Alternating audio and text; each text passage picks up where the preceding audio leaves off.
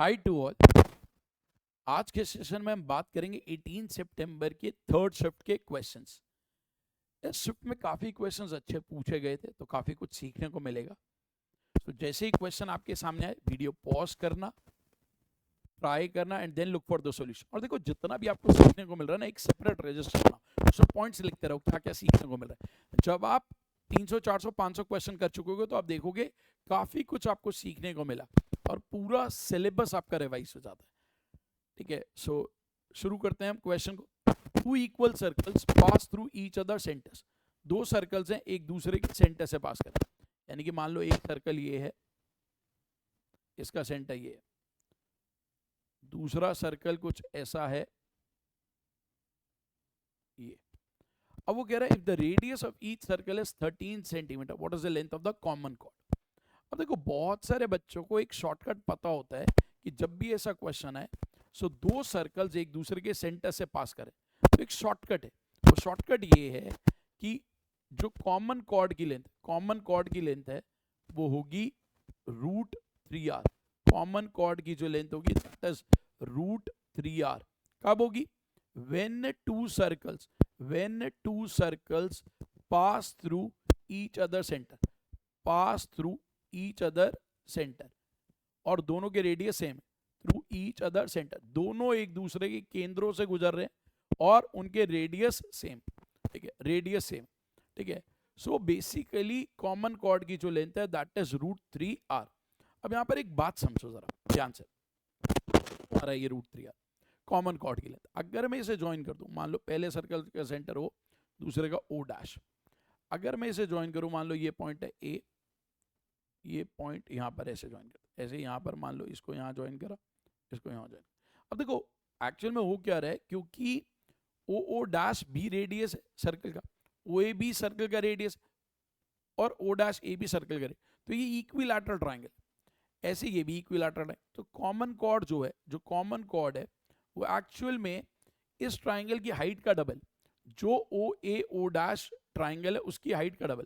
अब आपको पता है इक्विलैटरल ट्राइंगल की हाइट होती है √3/2 इंटू साइड, साइड है रेडियस, अब उसका डबल है, सो इंटू 2 करोगे, सो जो आंसर आ जाएगा √3r। सो पहला पॉइंट आपको ये ध्यान रखना है, length of the common chord is √3r। जब भी दो सर्कल्स एक दूसरे के सेंटर से पास करेंगे तो length of the common chord is √3r। ये पॉइंट नोट कर लेना, इज वेरी इंपॉर्टेंट, ये बहुत इंपॉर्टेंट है। ठीक है, आगे बढ़ते हैं, इसमें काफी कुछ मैं आपको सिखाऊंगा इस पार्ट में। सो एक चीज और सीखते हैं, जब भी आपको बोला जाए कि दो सर्कल्स एक दूसरे के सेंटर से पास करें, देखो मान लो मैंने आपको बोला ये एक सर्कल, इसका सेंटर ये। अब मान लो एक और सर्कल है जो ऐसे ड्रॉ करो। अब अगर आपसे पूछ लिया जाए कि ओवरलैपिंग रीजन, यानी कि ये जो common region, area of common region जो दोनों का कॉमन है उसका एरिया पूछा जाए, कभी कभी ये भी पेपर में पूछा जाता, तो ये भी सीखना बहुत जरूरी। अब देखो कैसे निकालेंगे कॉमन रीजन का एरिया। अगर मैं इसे ज्वाइन करता हूं, ठीक है, तो बेसिकली मैं बोलूं ऊपर वाला पार्ट अगर सॉल्व कर लिया तो उसका डबल ही। अब आप देखो ये जो है ये एक आर्क है, ठीक है। अगर मैं इसे यहां से ज्वाइन कर दूं, इसको मैं यहां से ज्वाइन कर दूं, सो बेसिकली ये तो एक सेक्टर था, ठीक है, प्लस ये वाला पार्ट, यानी कि सेक्टर में ये वाला पार्ट प्लस करना, ठीक है। अब ये वाला पार्ट आएगा कैसे, देखो अगर मैं इसको यहां से ज्वाइन कर दूं तो ये वाला पार्ट भी सेम, ये वाला पार्ट भी सेम। अब बेसिकली जो ये पार्ट है, मान लो अगर मैंने बोला इसका एरिया x है, इस वाले का एरिया y है, तो इस वाले का एरिया भी y हो। सो बेसिकली जो कॉमन एरिया है वो है x + 2y का डबल, यही तो है कॉमन एरिया। अब ये हम निकालेंगे कैसे, देखो ये सीखना बहुत जरूरी है। अब जब हम बात करते हैं एरिया ऑफ सेक्टर में देखो क्या आ रहा है, एरिया ऑफ सेक्टर त्रिज्य खंड का क्षेत्रफल, उसमें एक x भी आ रहा है y भी आ रहा है, वो है x + y। और उसकी वैल्यू कैसे निकलती, एक्स प्लस वाई की वैल्यू, एरिया ऑफ सेक्टर कैसे निकालते हो, पाई आर स्क्वायर, जो भी आर हो, अभी हम आर ही मान के चल रहे, आर स्क्वायर थीटा, क्योंकि ये इक्विलैटरल ट्रायंगल था 60 60 60, तो सेक्टर का जो एंगल है वो भी 60 है, सो पाई आर स्क्वायर थीटा अपॉन 360, यानी कि पाई आर स्क्वायर बाय 6, ये आ गई value x plus y, but हमें एक्स प्लस 2y का डबल चाहिए, ये तो एक्स प्लस वाई, ठीक है, एक्स प्लस वाई। अब अगर मैं आपसे बोलूं x की वैल्यू के, x की वैल्यू के, तो x की वैल्यू कैसे निकलती, x की वैल्यू कैसे निकली, x तो इक्विलैटरल ट्रायंगल, x तो क्या है, इक्विलैटरल ट्रायंगल। अगर मैं x की वैल्यू की बात करूं तो x क्या है, x equilateral triangle, √3/4 into side square, और साइड r, सो r स्क्वायर। अब मुझे चाहिए 2x प्लस 4, 2x प्लस 4, अब मुझे किसी तरह से वैल्यू चाहिए थी 2x प्लस 4y। अब ये हमारा पूरा फाइनल आंसर, ये है x प्लस वाई और ये है x।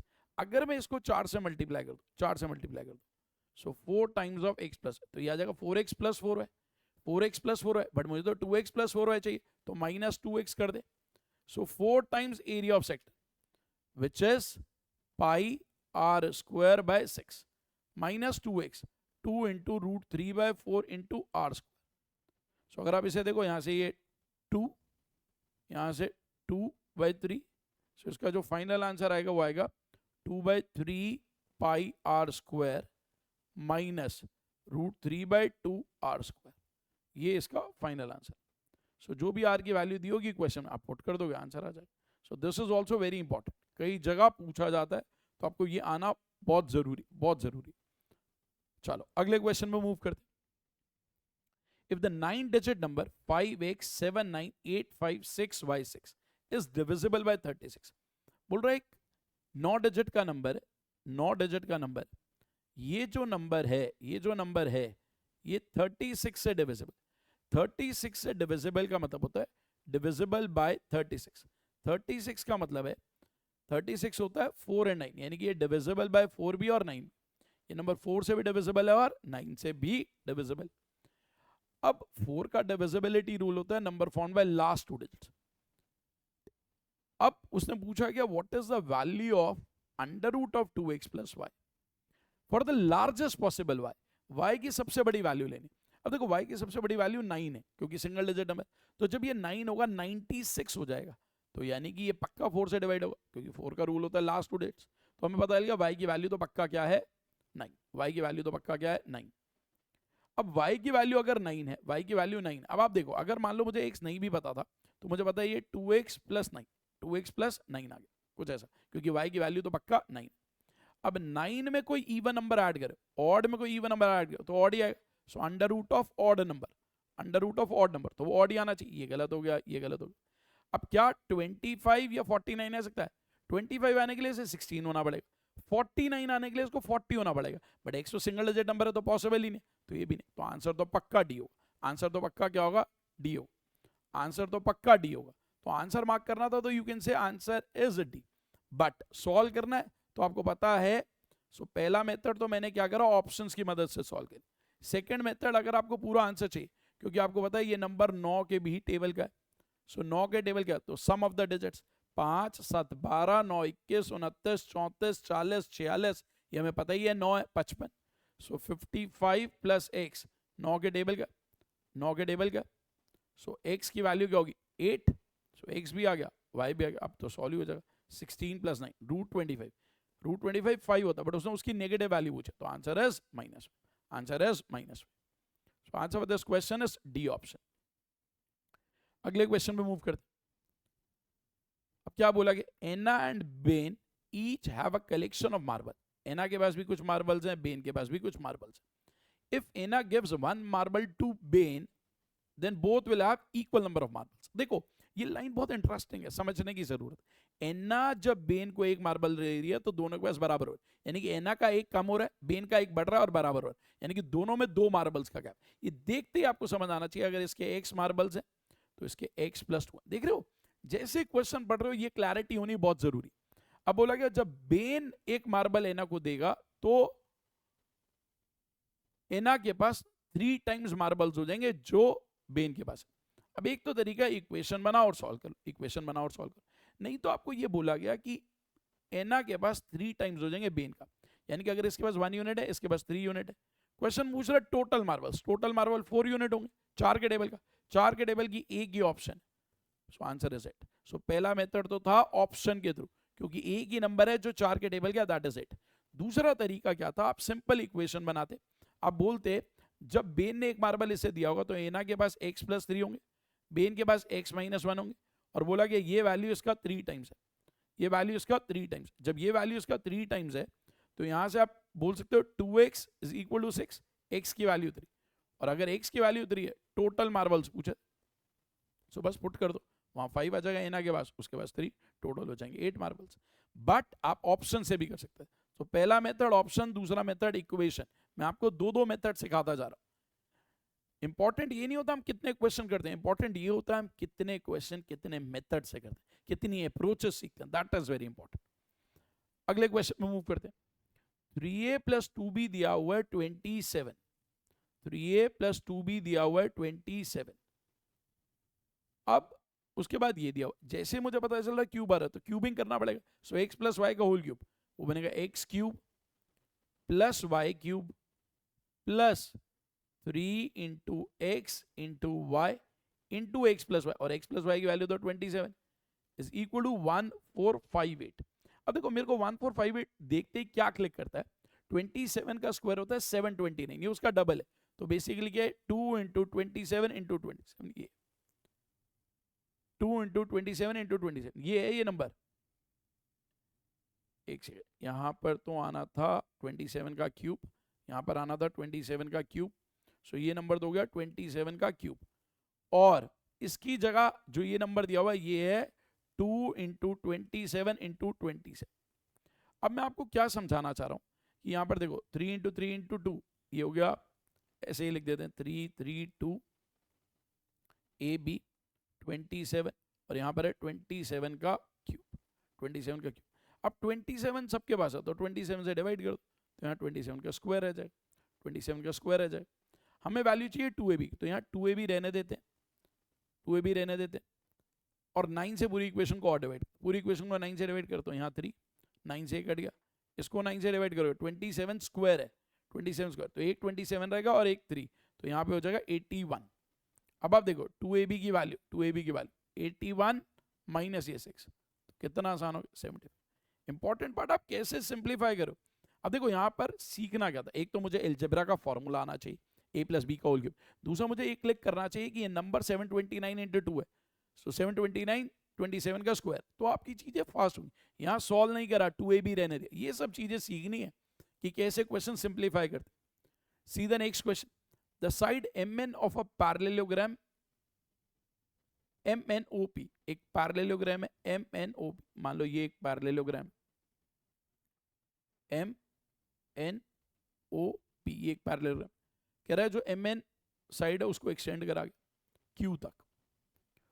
अब बोला ये जा रहा है MN जो है NQ के बराबर। आपको पता है ये पैरेललोग्राम है तो ऑपोजिट साइड्स बराबर होती है, ऑपोजिट साइड्स बराबर, ये वाली साइड इसके बराबर होगी। अब बोला क्या जा रहा है कि PQ intersect ON at R, ON at R, the point R divides ON at what ratio? ये SSC का प्रीवियस ईयर क्वेश्चन में पहले भी पूछा गया क्वेश्चन, अब आपसे पूछा जा रहा है कि R ON को किस रेशो में डिवाइड कर। अब देखो ON बोला है, यानी कि आपसे पूछ रहा है OR और RN की रेशो, ये पूछ रहा है। अब आप ध्यान दो, एक तो इस ट्राइंगल, ट्राइंगल POR, एक तो इस ट्राइंगल में ध्यान देना, दूसरा आपको ध्यान देना इस ट्राइंगल NRQ। अब आप देखो दोनों के पास एक साइड बराबर, एक साइड बराबर, ये दोनों का एंगल बराबर, वर्टिकली ऑपोजिट एंगल, ये बराबर, ये वाला एंगल भी दोनों का बराबर, ऑल्टरनेट इंटीरियर एंगल। सो मैं ये बोल सकता हूं triangle POR is congruent to, triangle POR is congruent to triangle QNR। Reason क्या है, दो एंगल सेम है और एक साइड जो कि उनके बीच की नहीं है, तो AAS कॉन्ग्रुएंट से दोनों ट्राइंगल कॉन्ग्रुएंट हो गए। जब ये कॉन्ग्रुएंट हो गए तो मैं बोल सकता हूं OR और NR बराबर, OR is equal to NR, यानी कि जो रेशियो है that is 1:1. Answer is D option. और ये क्वाड्रिलैटरल का पुराना क्वेश्चन है जो पहले भी पूछा गया previous year. Very important question. अगले क्वेश्चन में मूव करते हैं. साइन ए इंटू साइन बी क्या होता है? अब देखो साइन ए इंटू साइन बी तो हम कर ही लेंगे, बट इससे पहले मैं आपको बहुत सारी चीजें और बताना चाहता हूं, तो वो समझते हैं. देखो कुछ बेसिक फॉर्मूले हैं जो आपको पता होने चाहिए. सो मैं आपको please all of you note down this. एक फॉर्मूला होता है sine of A plus B. Sine of A plus B जो होता है sine A cos B plus cos A sine B. देखो जब आप प्रीवियस ईयर क्वेश्चंस करते हो ना, तो वो तो सीखना ही है, उसके नियर बाय चीजें भी सीखनी. साइन ए माइनस बी अगर कोई आपसे पूछे साइन ए माइनस, तो साइन ए माइनस बी क्या होगा? Sign A cos B minus cos A sine B. अगर मैं आपसे बोलूं कॉस ए प्लस बी क्या होगा? कॉस ए प्लस बी, तो कॉस ए प्लस बी का फॉर्मूला क्या होता है? Cos A cos B minus sine A sine B. Minus sine A sine B. समझना क्या है अभी बताता हूं. Cos A minus B, cos A minus B, cos A cos B plus sign A sign. ये बहुत इंपॉर्टेंट फॉर्मूले हैं जो आपको सीखने. अब यहां पर मैं कुछ चीजें आपको बताऊंगा. जरा अगर आप ध्यान से देखो साइन वाले फॉर्मूले, साइन वाले फॉर्मूले में एक टर्म साइन की, एक कॉस की, एक कॉस की, एक साइन की, एक साइन की, एक कॉस की, एक कॉस की, एक साइन की. जब यहां पर प्लस साइन था तो यहां पर भी प्लस साइन आया. यहां पर जब माइनस साइन था तो यहां पर भी माइनस साइन. कॉस में क्या हो रहा है? कॉस में क्या हो रहा है अगर आप देखो, जब यहां प्लस साइन है, यहां प्लस साइन है तो यहां माइनस आता है, यहां माइनस साइन है तो यहां प्लस आता है. और दोनों टर्म्स या तो कॉस की होती हैं या साइन की. कॉस से कॉस भी, साइन है साइन भी, कॉस से कॉस भी, साइन है साइन. समझ आई बात? तो साइन और कॉस के फॉर्मूले हमने समझे, साइन और कॉस के फॉर्मूले समझे. यहां से एक और चीज हमें समझ आती है. देखो अगर मैं दोनों इक्वेशंस को ऐड करूं, दोनों इक्वेशंस को ऐड करूं तो क्या होगा? दोनों इक्वेशंस को ऐड करूं तो sign A plus B sine A minus B ये कैंसिल हो जाएगा, तो ये बनेगा 2 sine A cos B, 2 sine A cos B. तो ये ध्यान रखना, कभी भी आपसे पूछा जाए sign A plus B plus sign A minus B तो वो क्या होगा? 2 sine A cos B, 2 sine A cos B, 2 sine A cos B. ऐसे अगर मैं दोनों का डिफरेंस ले लूं, sine of A plus B minus sine A minus B, दोनों का डिफरेंस ले लूं तो क्या बनेगा? जब दोनों का डिफरेंस, ये कैंसिल होगा, अब बनेगा 2 cos A sine B, 2 cos A sine B. ऐसे ही कॉस में cos A plus B plus cos A minus B, दोनों को अगर ऐड कर दिया जाए, दोनों को ऐड कर दिया जाए तो 2 cos A cos B, 2 cos A cos B. जो लास्ट फॉर्मूला है this is the most important one, सबसे ज्यादा इंपॉर्टेंट. जब दोनों का डिफरेंस लेते हैं, देखो जब दोनों का डिफरेंस लोगे ये कटेगा, माइनस आएगा, minus 2 sine A sine B. तो क्या करते हैं हम, इसको पहले उसको लिख रहे हैं cos A minus B minus cos A plus B, यानी कि मैंने इस वाले में से इसको माइनस करा तो क्या आ रहा है? 2 साइन ए साइन बी. और ये फॉर्मूला सबसे ज्यादा इंपॉर्टेंट है, सो प्लीज इसको नोट कर लो, ये बहुत ही ज्यादा important. Please all of you note down these formulas, बहुत इंपॉर्टेंट. क्वेश्चन एक आया बट मैंने आपको 7 के नियर बाय फॉर्मूले भी बता दी, so this is very important. अब क्वेश्चन देखो क्या था, sine A sine B, sine A sine B. अभी हमने बात करी 2 sine A sine B, so ये 2 साइन ए साइन बी था. Cos A minus B cos A plus B का आधा हो जाएगा, so cos A minus B cos A plus B का आधा. अब देखो जिनको ये फॉर्मूले पता है उनके लिए क्वेश्चन सिर्फ 10 सेकंड का होता है, अदरवाइज नहीं पता तो टाइम ज्यादा ले लो. So answer is D option. एक फॉर्मूला और अगर आप नोट करना चाहते हो नोट कर लो, क्योंकि उस पर भी क्वेश्चन बन सकता है. That is tan A plus B. tan A plus B क्या होता है? tan A plus tan B upon 1 minus tan A tan B, 1 minus tan A tan B. tan of A minus B, tan of A minus B is equal to tan A minus tan B upon 1 plus tan A tan B, 1 plus tan A tan B. So ये दो फॉर्मूले भी important है, सो इनको भी साथ ही साथ note कर लो. आगे बढ़ते हैं. सी the next question. An investor invested 2 lakh in shares, 2 lakh रुपए उसने शेयर्स में लगाए। पहले साल शेयर का रेट 18% से बढ़ गया, अगले साल 15% से कम हो गया, अगले साल नहीं अगले दिन, एक दिन 18% से बढ़ा, अगले दिन 15% से कम हो गया, तीसरे दिन 3% से कम हो गया। कह रहे हैं नेट चेंज का। कितना आसान सवाल है। देखो इन दोनों को अगर यूज करोगे तो पहला change 18 minus 15, 18 into minus 15 upon 100, सो 18 माइनस 15 तो होता है 3, ये माइनस 2.7, सो आ गया 0.3। सो पहले 2 दिन का तो चेंज था 0.3, अब आपको पता है 0.3 के बाद 3% गिरा है, 3% गिरा, सो 0.3 माइनस 3, और ये 0.3 इंटू माइनस 3 अपॉन 100। अब देखो मुझे पता है 0.3 माइनस 3 होता है माइनस 2.7 और नेगेटिव ही आ रहा है, तो अप्रोक्सीमेटली 2.7 तो है ही डिक्रीज, तो answer is third option, answer is third option.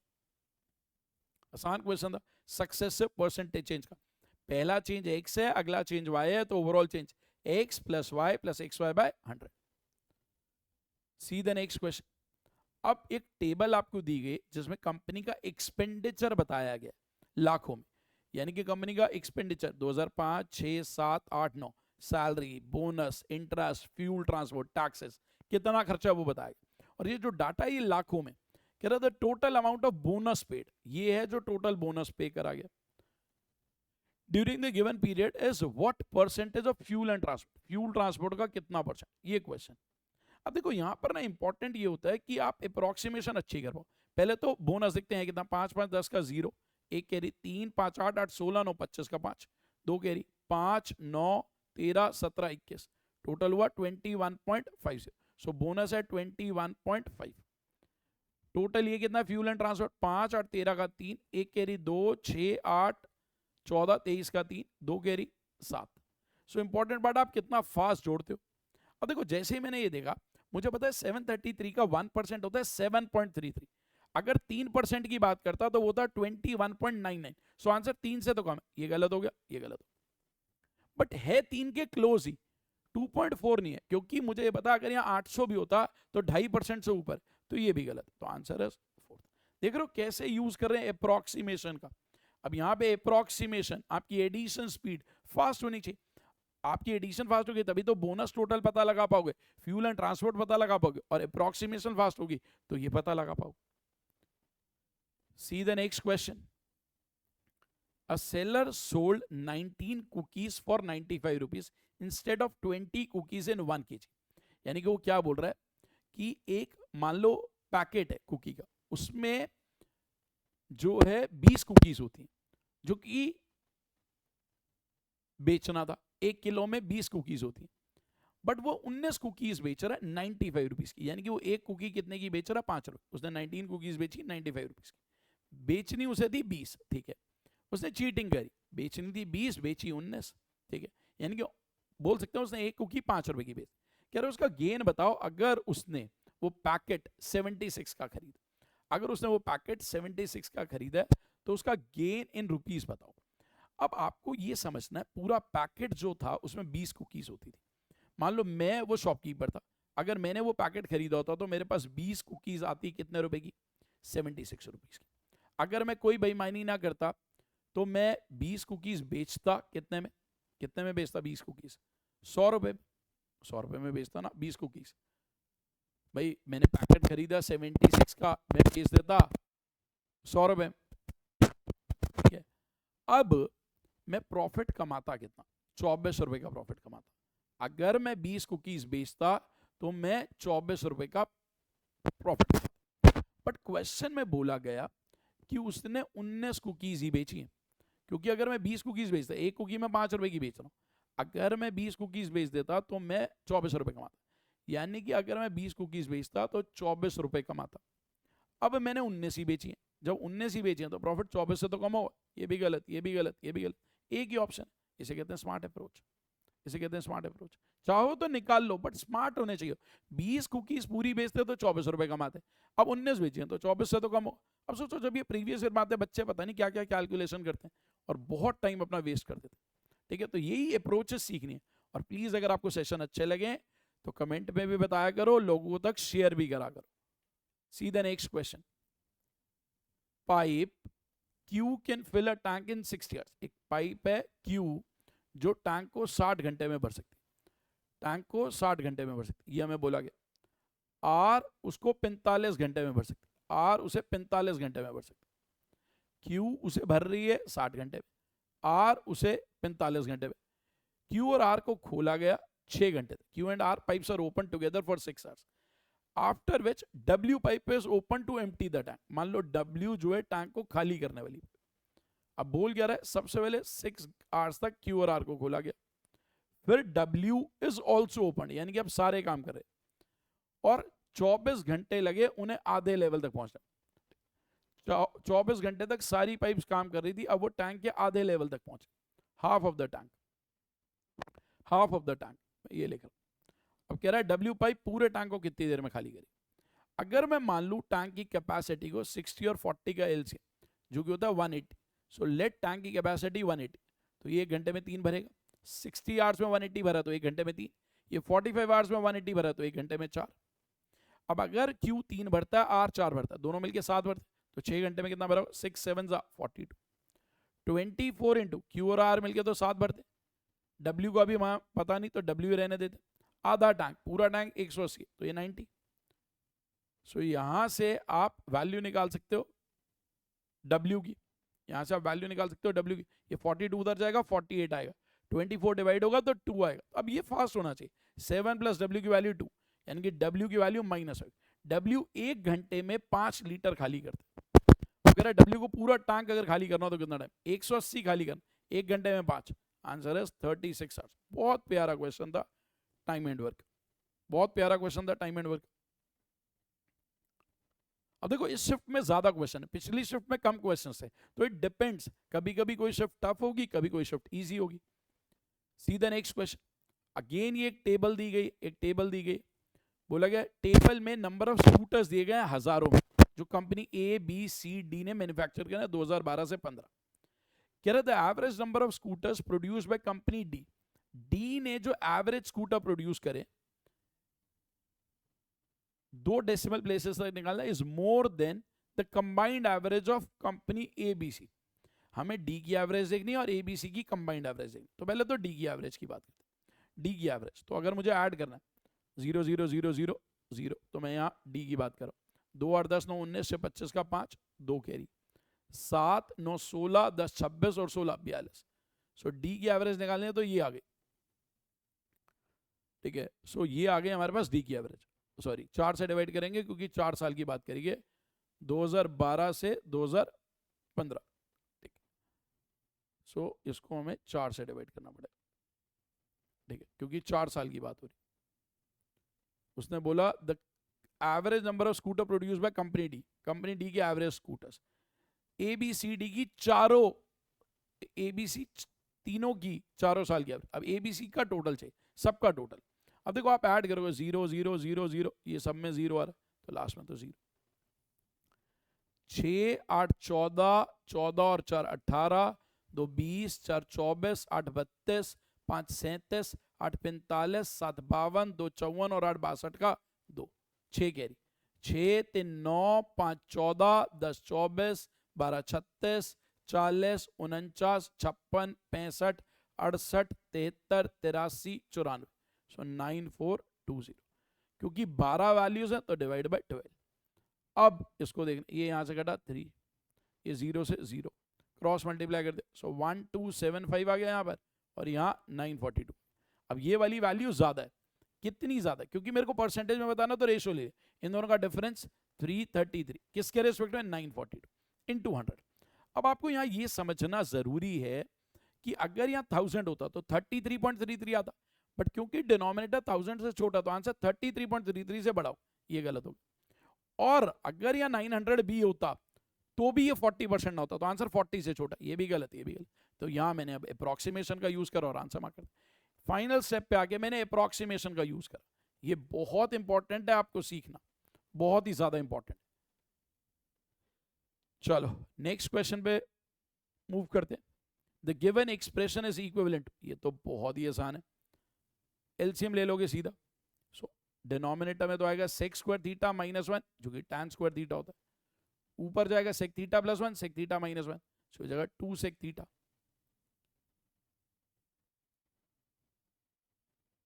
ये बनेगा सेक थीटा प्लस 1, ये सेक थीटा माइनस 1, तो 2 सेक थीटा। ठीक है, बेसिकली यहां पर रूट आएगा ही नहीं। एक काम करते हैं, देखो एक काम करते हैं, मैं इसको ऐसे लिख देता हूँ। देखो जब आपने डिनोमिनेटर में लिया तो under root of sec square theta minus 1, जो कि tan स्क्वायर थीटा होता है, तो उसका रूट tan थीटा, ये यहां पर जाएगा सेक थीटा प्लस 1, वहां sec theta minus 1, sec theta minus 1, ये कैंसिल हो जाएगा। 2 सेक थीटा, 2 सेक थीटा क्या होता है, 2 बाय कॉस थीटा होता है, sine theta by cos theta, so ये cos theta by sine theta, so 2 by sine theta, 2 by sine theta is what, 2 cosec theta. So I hope काफी कुछ सीखा इस सेशन में। सो अगर सेशन अच्छा लगा हो तो प्लीज लाइक कर देना, शेयर कर देना, चैनल को सब्सक्राइब कर दो, अपने फ्रेंड्स वगैरह में शेयर कर दो।